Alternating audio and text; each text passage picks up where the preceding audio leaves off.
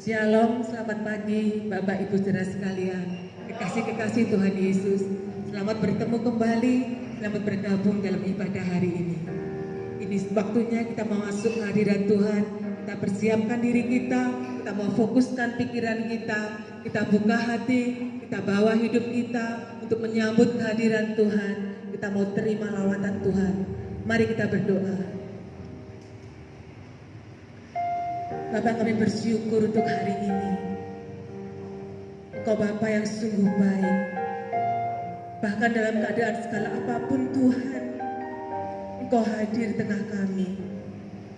Engkau Tuhan Yesus, Immanuel, Allah yang beserta dengan kami. Apakah Tuhan yang dapat memisahkan kasih setiamu dari hidup kami? Bahkan saat ini Tuhan, saat ini kami rindu memuji menyembah Tuhan.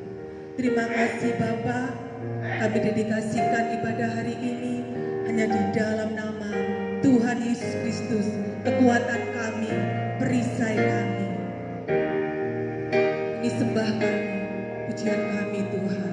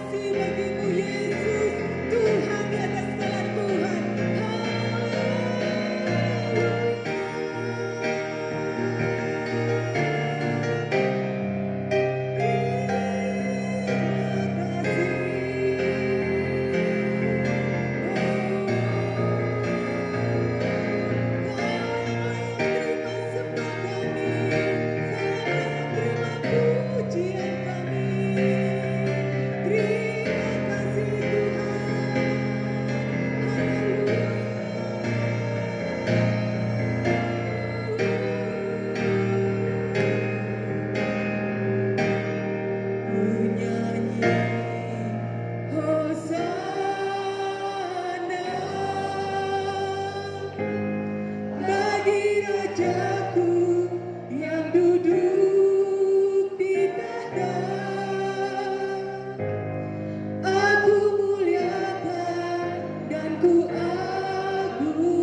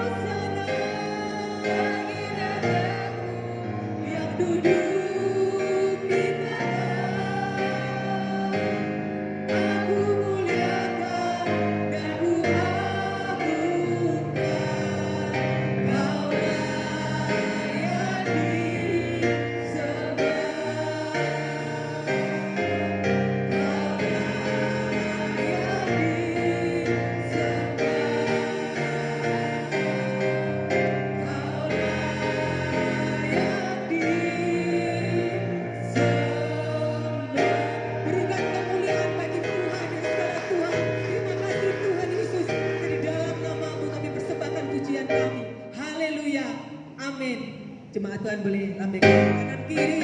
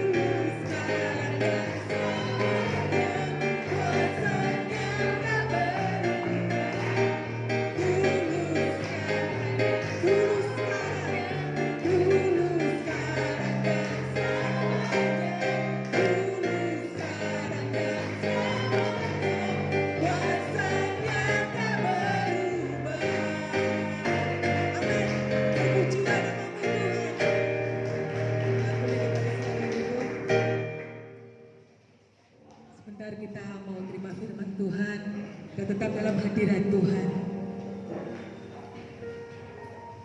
Kita semua percaya bahwa kuasa Tuhan nyata di dalam kelemahan setiap kita. Janji Tuhan, ya dan amin.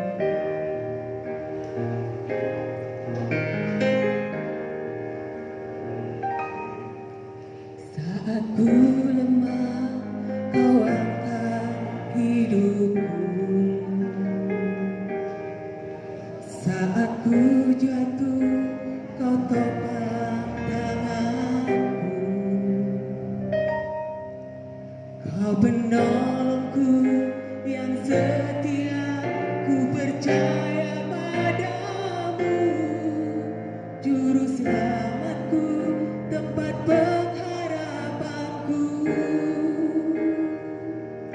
Aku percaya janjimu ya dan amin. Kasihmu setia di dalam hidupku. Aku percaya anugerahmu besar, lebih dari semua yang dapat ku pinta.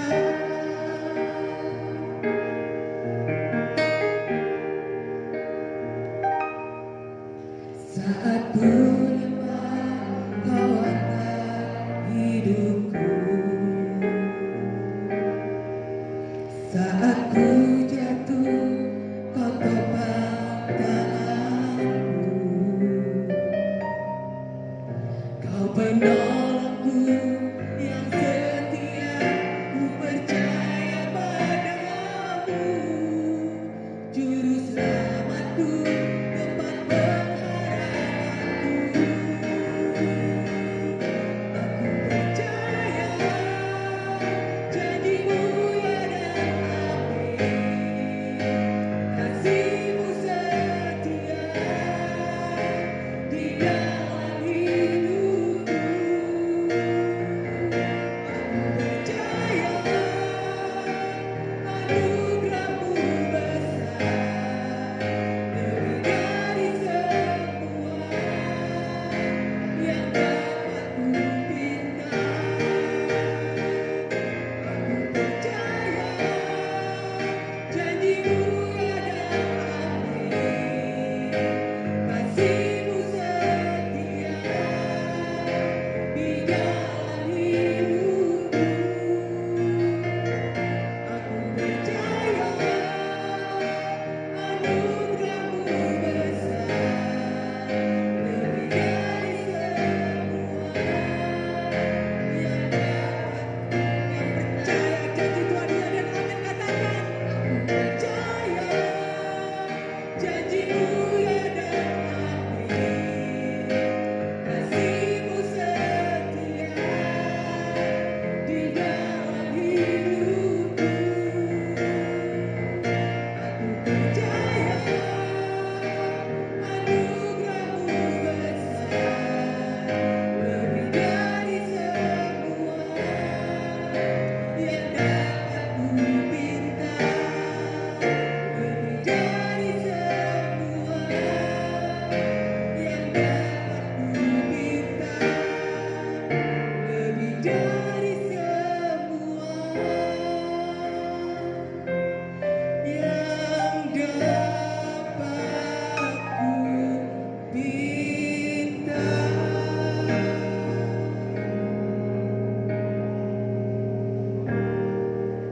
Terima kasih Tuhan untuk lawatan-Mu pada umat-Mu pagi ini Tuhan.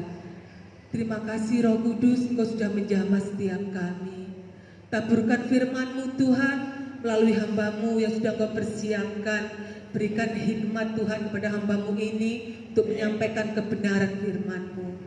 Taruh ya Tuhan rema agar setiap kami tetap setia Tuhan. Berikan kami hati yang mudah meresapi. Berikan kami hikmat Tuhan untuk kami dapat memahami. Dan berdalam Tuhan, komitmen kami akan pengenalan akan Kristus Tuhan sehingga kami boleh menjadi orang-orang yang taat kepada kehendak-Mu. Terima kasih Bapa, hanya di dalam nama Tuhan Yesus Kristus kami mau terima sabda-Mu. Haleluya, amin. Firman Tuhan akan dilayani oleh Bapak Gembala Yusak, amin.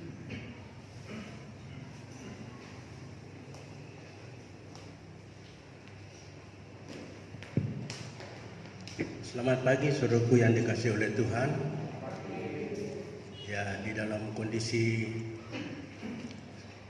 semua aspek hidup kita yang mengalami tekanan-tekanan, puji nama Tuhan, jemaat Tuhan tetap setia dan bersemangat untuk mencari hadirat Tuhan. Dan jawaban tentang hal-hal semacam ini akan kita dapatkan melalui renungan kita pada firman Tuhan pada pagi hari ini.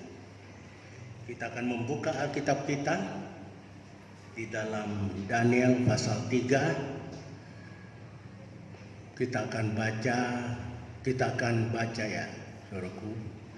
Itu bahasanya bukan hanya di pasal 3 saja, ayat 1 sampai 30, tetapi kita harus lihat latar belakangnya. Bahkan hampir seluruh kitab ini kita tilik pada kesempatan ini. Tapi saudara tidak perlu takut. Saya biasa membatasi diri saya untuk menyampaikan firman Tuhan sesuai dengan waktu yang telah ditetapkan oleh pemerintah. Ya, kita akan baca untuk ayat 15 dan 21 saja. Daniel pasal 3 ayat 15 sampai 21. Daniel pasal 3 ayat yang ke-15 sampai yang ke-21. Demikianlah bunyi firman Tuhan. Sekarang jika kamu bersedia, demi kamu mendengar bunyi sangkakala, seruling, kecapi, rebab, gambus, serdam, dan berbagai-bagai jenis bunyi-bunyian, sujudlah menyembah patung yang kubuat itu.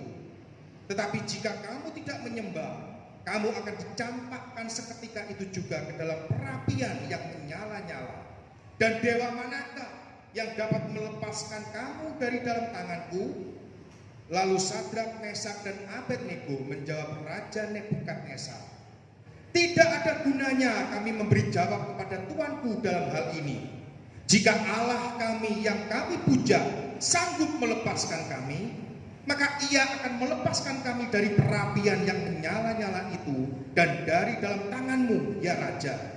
Tetapi seandainya tidak, hendaklah Tuanku mengetahui, ya Raja, bahwa kami tidak akan memuja dewa Tuanku dan tidak akan menyembah patung emas yang Tuanku dirikan itu.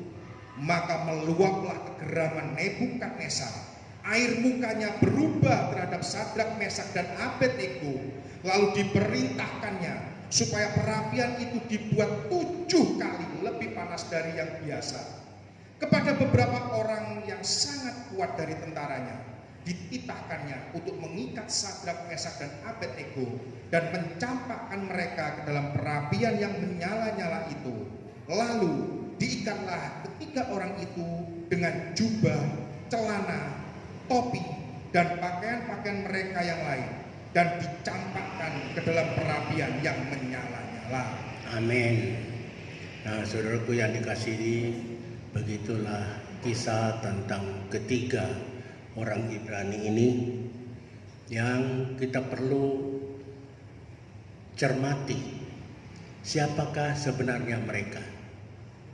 Kita sudah tahu, saudaraku, bangsa Israel yang dikasihi oleh Allah, dipilih oleh Allah, tetapi banyak sekali di antara mereka menjadi pemberontak.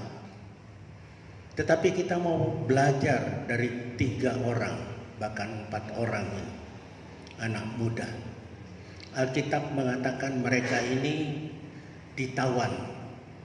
Pada saat itu Yerusalem dikepung oleh pasukan Kasdim, kemudian mereka ditaklukkan dan sebagian diangkut sebagai tawanan ke negara Kasdim itu, kerajaan Babel.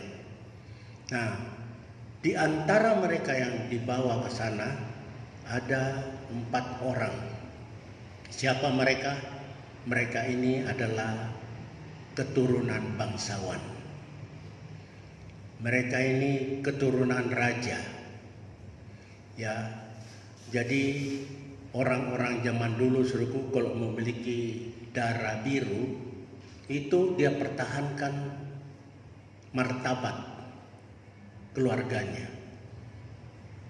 Nah, hal ini juga perlu menjadi pemikiran bagi kita. Bukankah kita ini anak-anak raja? Ya, Tuhan kita Yesus Kristus adalah raja di atas segala raja. Kita memiliki DNA Tuhan Yesus. Nah, itu sebabnya kita harus pertahankan reputasi, martabat, akhlak kita sebagai anak-anak raja.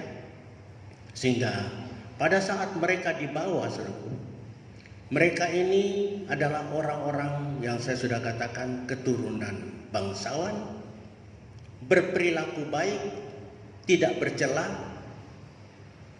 memiliki kepandaian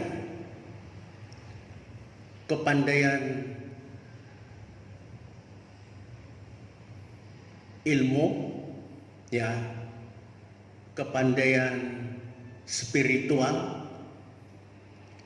semuanya itu mereka miliki. Dan pada saat mereka ditawan, saudaraku, mereka tidak berpikir, wah, saya ditawan di negeri di mana saya diperlakukan dan bangsa saya diperlakukan seperti budak, seperti tawanan.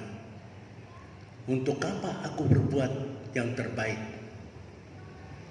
Sekalipun Tuhan memberikan hikmat, saya tidak akan gunakan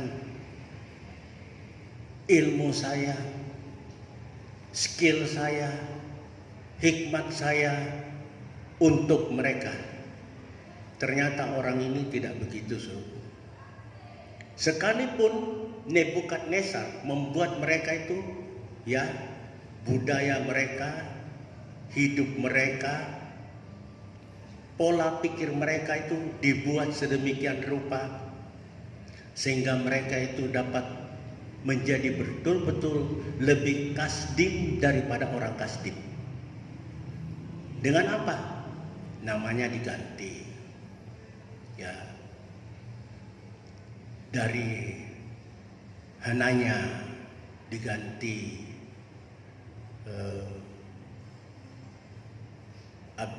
Sadra, terus Misael, Mesak,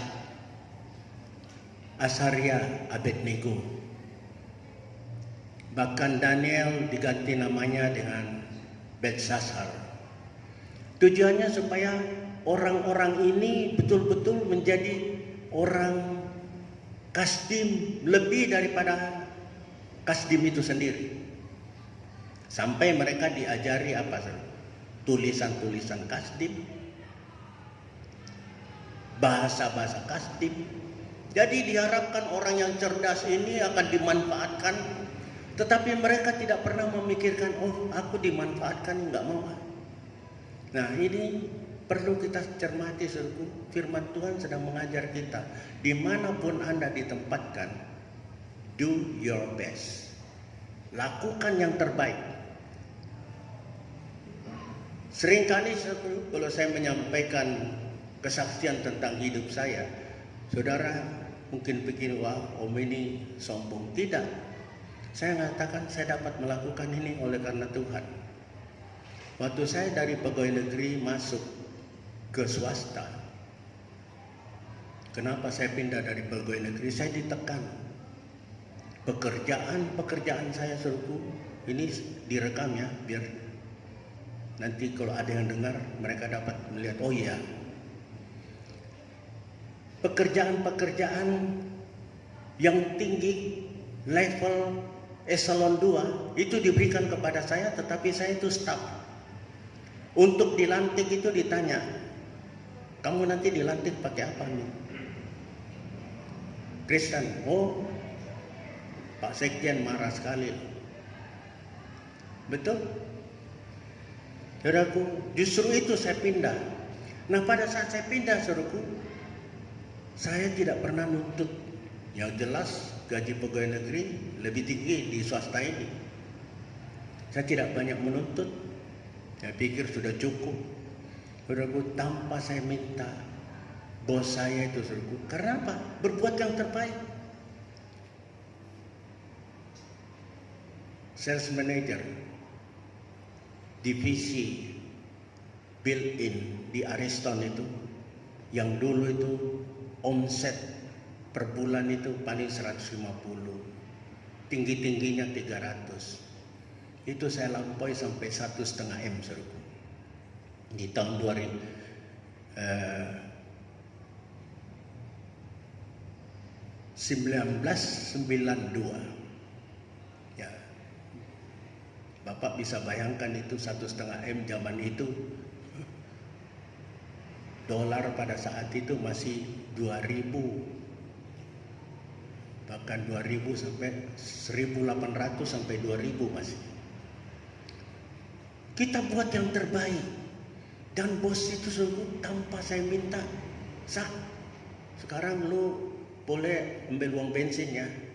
Dulu saya bayar sendiri bensin, dikasih mobil sih, mobil tapi bayar sendiri. Bensin sendiri ya. Uang makan Sak, lu minta. Jadi saudaraku, kita kalau bekerja ya tanpa menuntut, bos kita sendiri takut kalau kita pergi dari situ. Bahkan kalau kita meninggalkan pekerjaan, banyak orang marah sama kita. Ada orang marahin supaya dia pergi, tetapi ini kalau mau pergi, saudaraku, bosnya marah. Nah, ini dilakukan oleh Daniel dan kawan-kawan. Mereka berbuat yang terbaik, dia tidak peduli. Sebab apa? Nabi Yeremia pernah berkata apa? Ayo, bangun rumah,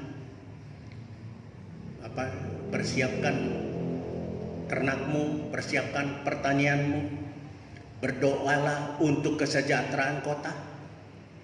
Nabi Yeremia sudah mengatakan begitu. Nah, kita melihat, saudaraku, di Daniel ini dipraktekkan oleh keempat orang Ibrani. Dia tidak peduli, bahkan dikasih makan yang enak-enak. Nah, kita lihat, saudaraku, mereka itu makanan orang Israel itu sangat selektif. Tidak boleh makan ular, ikan yang tidak bersisik, binatang-binatang yang berkuku belah tetapi tidak memamah biak, atau memamah biak tetapi tidak berkuku belah. Itu haram bagi mereka, dan mereka tidak mau melakukan makan itu. Sekalipun kalau kita melihat makan apa saja membuat mereka sehat, memang raja sengaja untuk mempersiapkan chef bagi mereka, tukang masak, untuk menyiapkan supaya orang ini awalnya sehat, otaknya, kecerdasannya, ketangkasannya, dan kerajinannya kita bisa manfaatkan. Mereka bilang tidak perlu itu. Saudara-saudara yang dikasih oleh Tuhan, kita perlu belajar dari firman Tuhan, supaya anak-anak Tuhan dimanapun ditempatkan menjadi kesayangan bos. Ya, nah, mereka ini melakukan apa saja yang diperintahkan oleh raja demi untuk kesejahteraan kerajaan Babel ini. Tetapi untuk hal-hal yang penting yang berkaitan dengan iman mereka, tidak ada kata kompromi. Nah, ini perlu kita juga cermati, saudara. Kita boleh dipecat, tidak dapat jabatan, nggak apa-apa. Kalau kita memang orang yang punya kemampuan, saudara disingkirkan, nggak usah takut.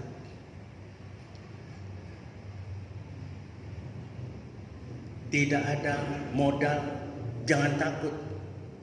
Modal dasar kita itu hikmat dari Tuhan, pengetahuan dari Tuhan, dan kerajinan.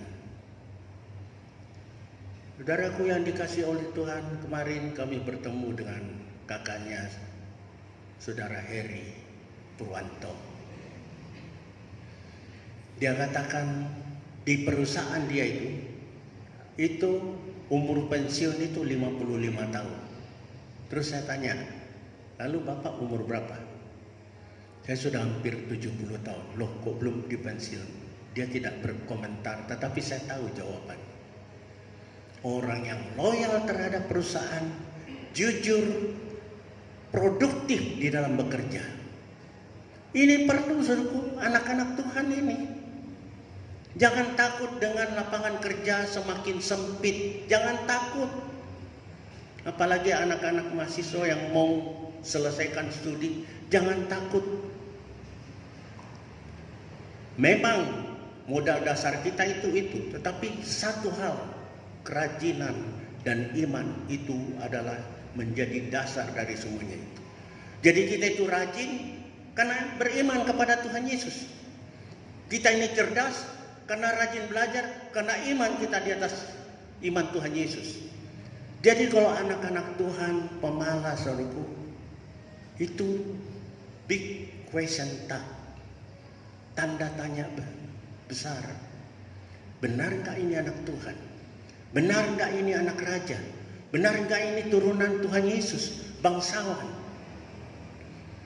Yang harus mempertahankan hal itu. Saya bukan mau sombong-sombongkan diri, saya ditaruh di mana saja. Ini saudara Weni yang Herlina, orang-orang lawas tahu saya diperlakukan apa di sini. Semua uang rumah saya sudah jual, masih disuruh keluar dari tempat ini. No problem for me. Tetapi kalau Allah di pihak kita, siapa yang akan melawan kita? Itu suruhku. Ini pengalaman yang saudara lihat dengan, oh bukan cerita zaman biyen. Zaman biyen ini om. Sekarang gereja-gereja sudah berkata, weh, Trinitas itu dulu, sekarang tidak relevan. Aduh. Ini suruhku tidak lekan dengan apa? Karat. Ini firman Tuhan ini relevan dari dulu, sekarang, sampai selama-lamanya. Itu sebabnya kita perlu pegang firman Tuhan. Di situ mendidik kita untuk rajin. Di situ memberikan ide-ide bagi kita untuk berbuat sesuatu. Benar, suruhku. Kalau seandainya saya ini orang bosanan, pegawai negeri saja saya tinggalkan. Sebenarnya di sini juga hanya mama saya bilang amin. Saya dapat pekerjaan, suruhku, bukan yang tidak jelek-jelek. Bapak Dahlan itu namanya Pekerti. Pekerti itu adalah satu yayasan yang dibangun oleh negara waktu itu. Itu mengumpulkan para pengrajin kecil dan produknya itu diekspor. Nah, kami itulah yang mengekspor, yang mengelola sebagai marketingnya dari mereka. Itu saya tinggalkan. Saya masuk di LP3S. Di LP3S 1 tahun lebih saya tinggalkan, masuk di pegawai negeri. Di pegawai negeri 13 tahun saya tinggalkan. Di sini sebenarnya saya juga tinggalkan. Melihat 7 keliling untuk mau hidup benar di hadapan Tuhan sesuai dengan khotbah, beratnya bukan main. Ya, saya tidak mengatakan saya dipusingin oleh domba-domba, tidak. Domba-domba di sini manis-manis. Yang membuat saya itu jangan sampai khotbah saya dalam kenyataannya nggak podo baik khotbah. Itu yang saya mengerikan. Saya sering kali berkumpul dan saya minta jemaat berdoa terus. Tiap pagi saya didoakan, saya berterima kasih. Saya menangis, Tuhan, memang aku manusia yang lemah.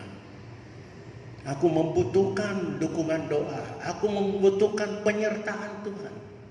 Supaya aku juga dapat mengambil keputusan sama seperti 4 orang dari bangsa Yahudi. Saudaraku, mari kita melihat ya ciri-ciri dari orang tersebut. Sudah saya sebutkan tadi ya, memiliki DNA Tuhan Yesus, DNA raja, bangsawan. Kemudian apa? Berperilaku hidup yang baik, tidak bercela. Nanti ayat-ayatnya saudara baca ya di rumah ya, karena waktu kita terbatas. Terus apa ciri-cirinya? Memiliki hikmat, pengetahuan dan pengertian tentang berbagai macam disiplin ilmu. Nah, saudaraku, jadi saya kalau dikasih begini ya, saya juga melihat saudara Joko ini banyak pekerjaan yang banyak dirintis, ngurusin rumah tangga juga. Saudara Joko mengatakan, oh nanti om saya beresin dulu kabel-kabel. Iya kan?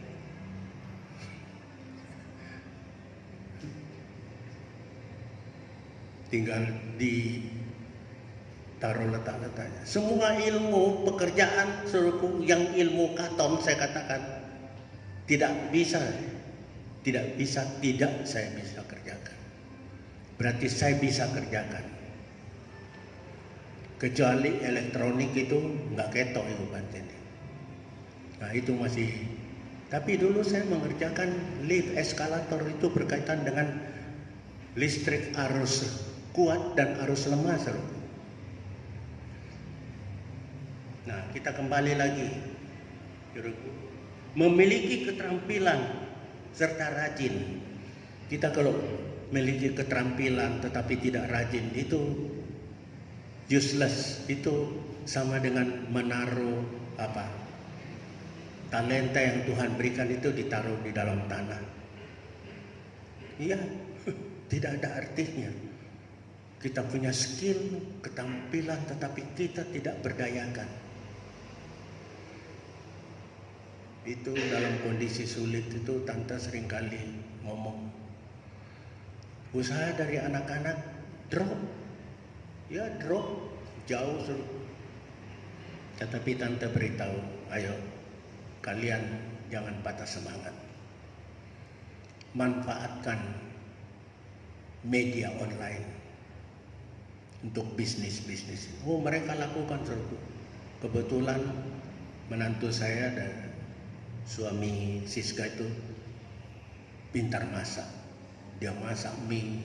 Waduh, itu tukang ojek itu ngantri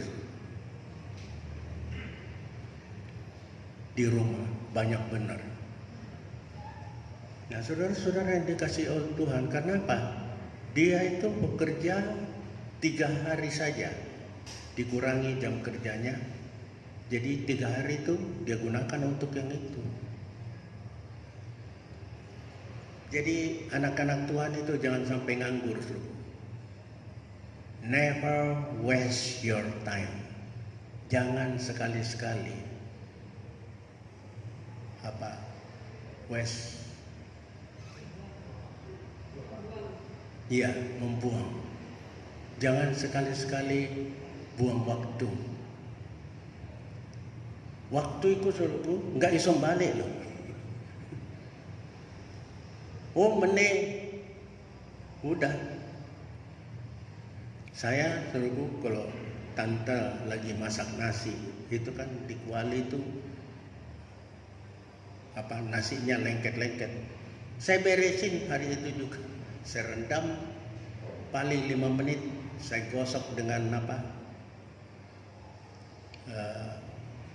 pembersih itu, bersih. Ada orang disimpan di situ, ngara nopo, tikus podo teko. Aduh, makanya suruhku ya, kita jangan sekali ada yang tidak beresin. Ada orang yang tidak melaksanakan pekerjaannya, selesaikan pekerjaan itu tanpa iri-iri. Di situ nanti, suruhku, kita belajar dari orang Jepang. Kenapa Jepang itu maju pesat? Dia itu porak-poranda sama dengan kita tahun 45. Ya, Hiroshima, Nagasaki dibom, mereka menyerah.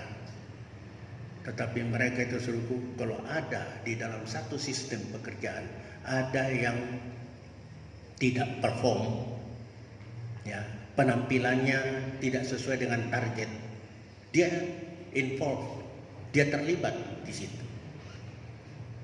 Nah, itu sebabnya orang Jepang itu kalau orang terlibat dalam pekerjaannya, wah, harga diri gua, harakiri urusannya. Jadi mereka berbuat supaya tidak mempermalukan dirinya. Anak-anak Tuhan seharusnya begitu, suruhku. Kita jangan pernah buang waktu. Saya Om 24 jam itu, kadang-kadang saya juga, Pak Yosua ngobrol-ngobrol dengan saya.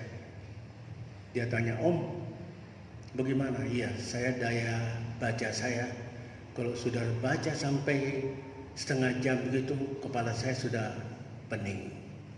Kalau dulu saya bisa sampai seharian duduk baca, sekarang saya baca setengah jam, 1 jam sudah pening kepala, saya taruh lagi.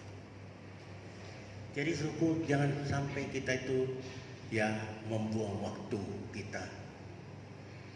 Mau menambah pengetahuan, nah ini, jangan kita sok pinter.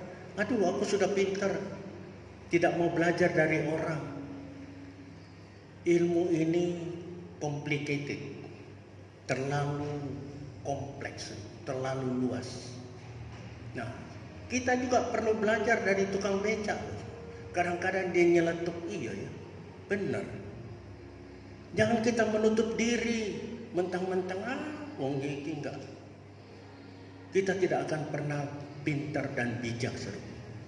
Bisa pintar tetapi tidak bijak. Belajar untuk mendengar. Firman Tuhan berkata, cepat untuk mendengar, lambat untuk berkata-kata. Ya, nah ini sikap mereka, saudara. Sikap orang anak-anak Tuhan sejati. Tidak kompromi, saya sudah katakan tadi, tidak kompromi dengan hal-hal yang bertentangan dengan kehendak Allah. Apapun tidak bisa diganggu-gugat.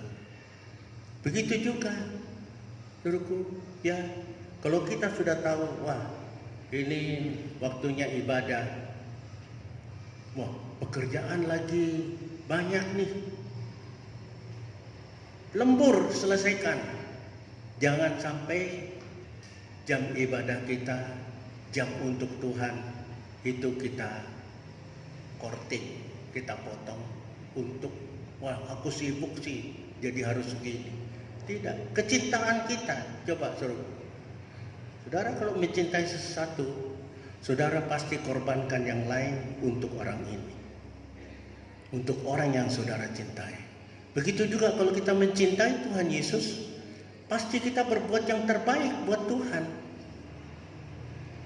Kita tidak mau bagian Tuhan yang harus kita pakai untuk Tuhan, kita potong, kita korting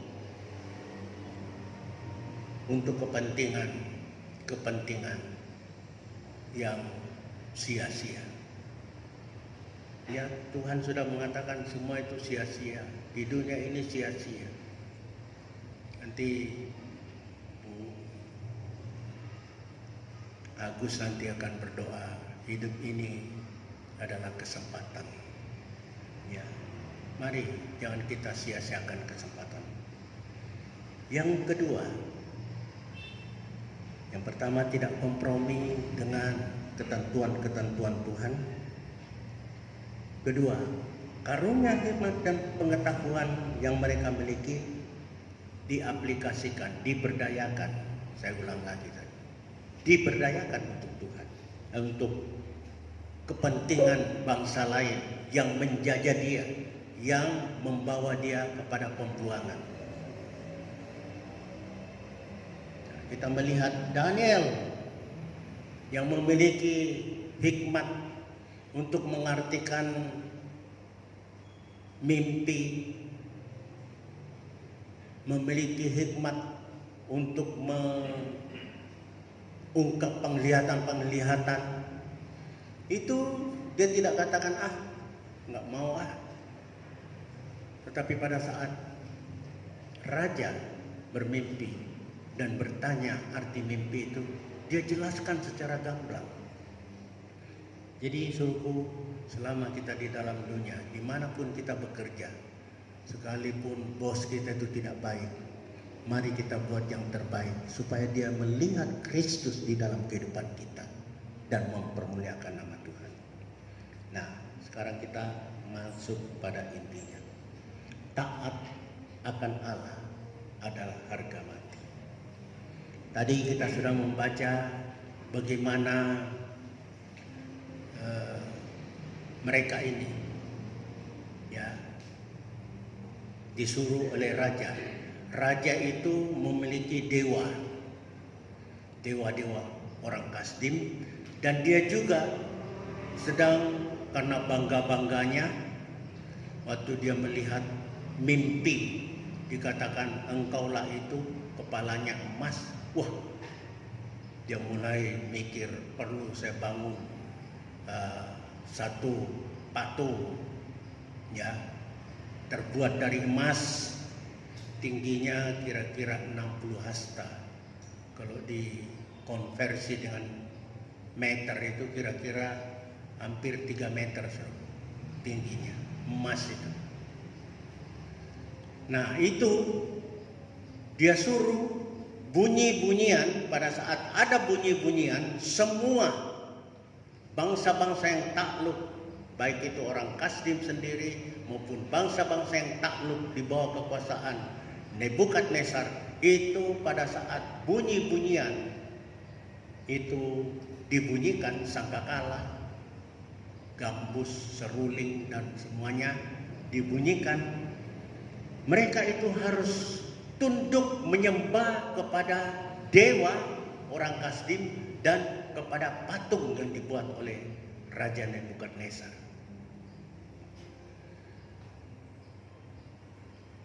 Dengan resiko kalau tidak mau melakukan, mereka harus dicampakkan ke dalam perapian yang sudah dipersiapkan. Saudaraku yang dikasih oleh Tuhan, ini adalah satu reputasi yang harus dia korbankan. Dia punya kedudukan. Mereka sekalipun tawanan, ketiga orang ini, bahkan keempat orang ini, Daniel di dalam kerajaan, sedangkan ketiga ini adalah orang-orang yang diberi kekuasaan untuk melakukan pekerjaan-pekerjaan yang sangat vital yang dibutuhkan oleh kerajaan Babel ini. Jadi Daniel itu ditaruh dekat raja. Mungkin dia itu sebagai penasehat raja, tetapi orang-orang ini adalah petinggi-petinggi, tiga orang ini. Saudaraku, tidak mentaati raja, pasti posisi mereka ini akan tergeser. Bahkan bukan posisi saja, jiwa mereka terancam. Tetapi hal itu tidak mereka pedulikan.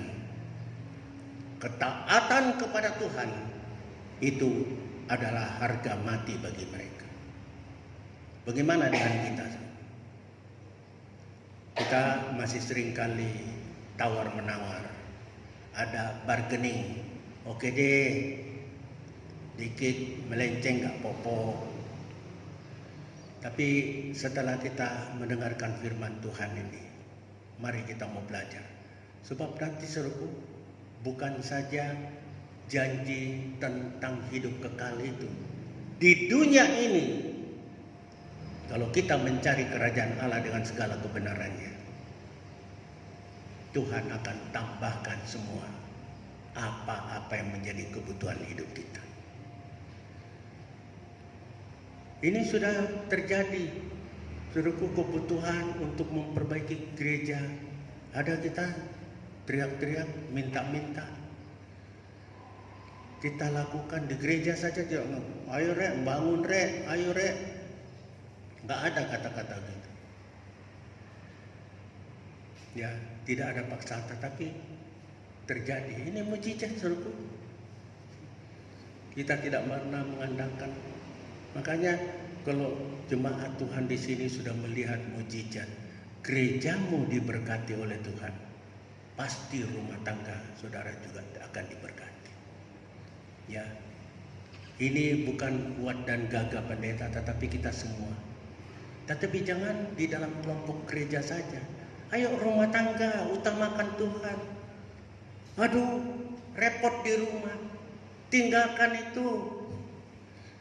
Bila perlu bangun pagi-pagi, ya suruhku. Saya hari Minggu suruhku bangun pagi-pagi. Ya itu tante buka pintu, kaget sudah.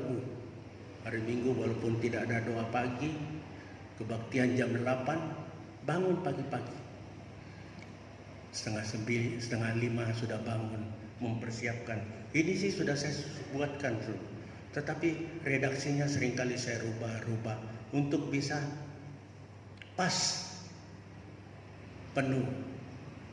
Jadi kita buat redaksi yang begitu, tetapi mungkin diperkecil, kadang ini bisa lebih dari yang biasa. Dan itu saya mata sudah ini berbeda. Zaman ada Cipto almarhum dulu, sangat terbantu saya. Baru hari Selasa, Om, bahan khotbah sudah siap. Itu memicu saya juga untuk mempersiapkan. Dia ketik, ada revisi. Saya berikan saja, suruh. Kalau saya suruh revisi, saya revisi lagi, revisi lagi, dan enggak entek-entek. Makanya kadang-kadang saudara baca ada kata-kata yang maklumi. Tapi kalau zamannya Cipto sudah revisi, sudah dia baca begitu, udah. Kalau saya baca lagi, ini begini, harus dirubah lagi, kadang-kadang tidak nyambung dengan. Nah itu saudara dapat maklumi ya. Tapi ini adalah pekerjaan yang berat. Saya harap kita semuanya mau betul-betul berbuat yang terbaik buat Tuhan.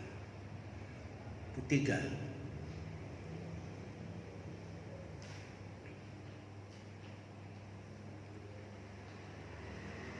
luapan kegeraman Raja Nebukadnezar tidak mengubah niat mereka untuk hidup taat kepada kehendak Tuhan. Mungkin waktu itu Nebukadnezar ya hanya berpikir, jangan-jangan lu butuh gue ya, jangan-jangan lu cuman mancing-mancing nih supaya gue mau. Ternyata ini benar-benar sampai geram dia. Dan mereka juga dari dulu sudah tahu kalau raja ini sudah menetapkan sesuatu, pasti dia tidak akan rubah untuk mempertahankan reputasi dia sebagai raja. Sekalipun dia geram, dia tidak mengubah niatnya untuk tetap taat kepada Tuhan. Begitu juga dengan kita, saudaraku. Kondisi-kondisi sulit seperti sekarang ini, ayo kita tetap taat kepada Tuhan. Ini satu ujian, saudaraku. Ujian apa? Ujian itu bisa datang, cobaan itu bisa datang, kata Yakobus, oleh karena kita berbuat yang nggak benar. Atau ujian itu bisa datang karena kita berbuat benar. Loh, kok bisa begitu? Iya. Lihat penjelasannya. Ujian yang datang karena kita tidak benar, itu ajaran untuk kita bertobat. Ujian yang datang karena kita benar, ia adalah ujian untuk meningkatkan kita dari satu level ke level yang lebih tinggi. Jadi suku semuanya itu di dalam Roma 8 ayat 28 itu kita tahu sekarang bahwa Tuhan bekerja bersama-sama, baik itu baik atau tidak baik dalam kehidupan kita itu mendatangkan kebaikan. Jadi problem-problem yang kita hadapi di dalam kehidupan kita ini adalah ujian Tuhan. Kalau kita salah, ujian itu untuk menghajar kita supaya kita kembali dan bertobat. Kalau kita hidup benar, ujian itu datang untuk menaikkan kita dari satu level ke level yang lebih tinggi. Jadi suruhku yang dikasih oleh Tuhan, perlu kita berkata, segala sesuatu yang Tuhan jadikan, izinkan terjadi di dalam kehidupanku, itu pasti mendatangkan kebaikan. Hal itu diakui oleh Ayub. Dia berkata, aku diuji ini untuk supaya jadi emas. Aku diuji ini sehingga dahulu aku hanya mengenal Tuhan dari kata-kata orang lain. Sekarang aku sendiri mengalami kasih-Mu, ajaran-Mu yang mengandung kebaikan bagi diriku. Begitu juga dengan kita, saudaraku. Jangan pernah kita melihat kondisi seperti ini adalah Tuhan sedang murka.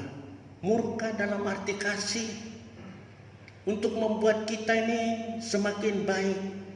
Kalau kita salah, cepat perbaiki diri, minta ampun sama Tuhan, dan kita berjalan lagi ke jalan yang Tuhan kehendaki. Hal ini terjadi di dalam kehidupan anak-anak Tuhan, yaitu keempat orang ini, yang dalam hal ini 3 orang yang mengalami masalah ini. Nah, sebagai penutup, saudaraku,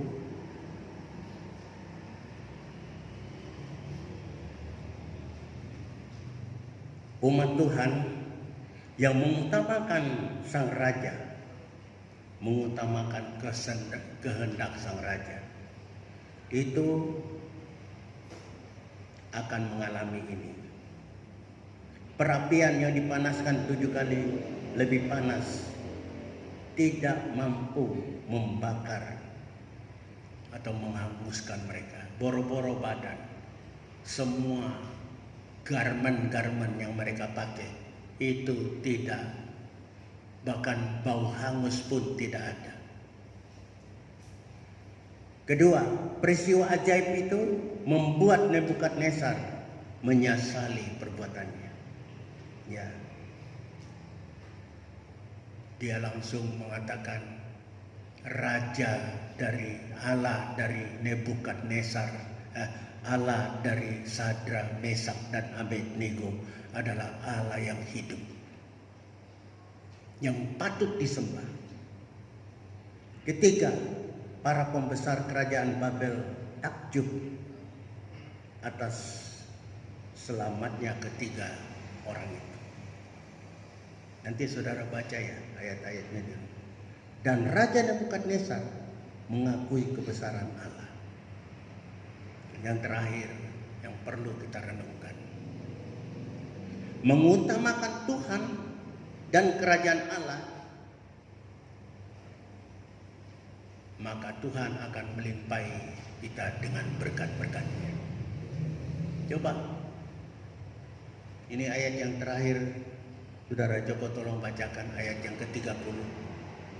Supaya saudara tahu apa-apa yang Tuhan izinkan terjadi, perlu kita sikapi dengan mengucap syukur kepada Tuhan. Kalau kita salah, bertobat dan perbaiki kelakuan. Kalau kita tidak salah, ketahuilah itu saudara sedang meningkat dalam tingkatan iman yang lebih baik. Daniel 3 ayat yang ke-30, demikianlah bunyi firman Tuhan. Lalu raja memberikan kedudukan tinggi kepada Sadrak, Mesak dan Abednego di wilayah Babel. Nah, mereka sudah mendapat posisi yang penting. Karena taat kepada Tuhan, mencari kerajaan Allah dengan segala kebenarannya, maka mereka mendapatkan posisi yang lebih baik. Kalau Sadrak, Mesak dan Abednego, Hanaya, Misael dan Asaria itu diperlakukan begitu dan taat kepada Tuhan, yang mendapatkan posisi yang lebih tinggi dari posisi semula. Hal itu juga berlaku buat saudara dan saya. Allah itu tidak pandang bulu. Ya, Dia akan memperlakukan janji-janjinya kepada setiap orang yang taat akan firman-Nya. Amin. Tuhan memberkati kita.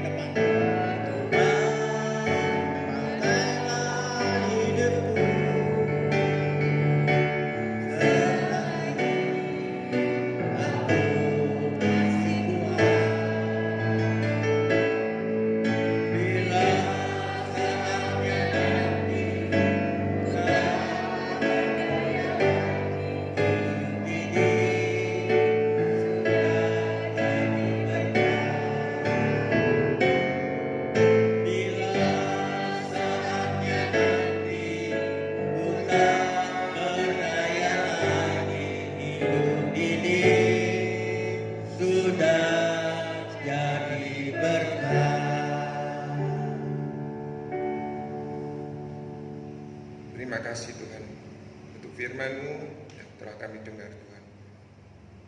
Hidup ini adalah kesempatan Tuhan. Bagi setiap kami yang mendengarkan Tuhan, Engkau tahu setiap pergumulan kami Tuhan. Melalui hidup kami Tuhan, nama Tuhan dipermuliakan. Ini kerinduan kami Tuhan, bukan karena gagah kami, bukan karena kuat kami, tapi Roh-Mu yang tinggal di dalam hidup kami. Pakai hamba-Mu, Bapak Gembala Yusak Amin, beserta keluarganya dimanapun mereka berada Tuhan, juga anak cucu menantunya semuanya Tuhan, dalam naungan-Mu, kasih kuasa-Mu, Dan bagi setiap kami domba-domba di tempat ini Tuhan, kami terus mau belajar setia, taat akan perintah-Mu, sekalipun sakit bagi daging kami, sekalipun itu menyakitkan bagi kami Tuhan. Kami tahu kami beroleh kekuatan daripada-Mu. Terima kasih, terpujilah nama-Mu dalam nama Tuhan Yesus. Terima kasih Bapak, hamba berdoa untuk bangsa dan negara kami, kiranya Tuhan memperhatikan supaya Tuhan bangsa ini melalui peristiwa ini membuat banyak dari bangsa-bangsa kami, pemimpin-pemimpin kami menyadari bahwa Engkau adalah Tuhan yang mengasihi. Tuhan izinkan ini terjadi untuk mengajar kami supaya kembali ke jalan Tuhan. Hamba berdoa juga Tuhan untuk pelayanan hamba-hamba-Mu yang saat ini melayani di gereja yang Tuhan percayakan untuk mereka gembalakan. Kiranya apa yang mereka sampaikan kepada jemaat Tuhan menjadi kekuatan bagi jemaat untuk semakin setia mengiring akan Tuhan. Hamba berdoa juga Tuhan untuk seluruh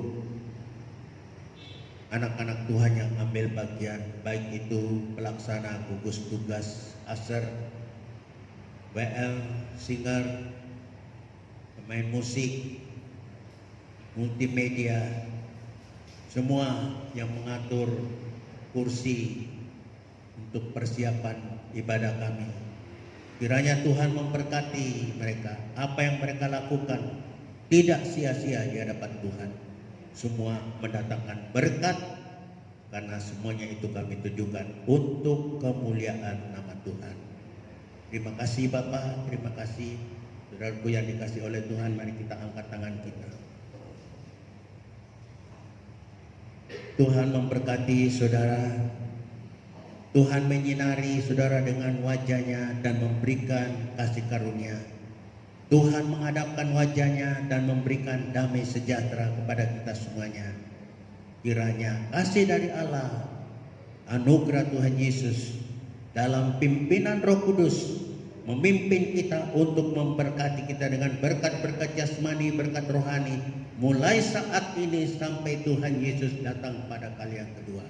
Dalam nama Tuhan Yesus hamba mohon ini semuanya. Bersama kita mengatakan amin. Selamat siang Ibu. Tuhan memberkati kita semuanya.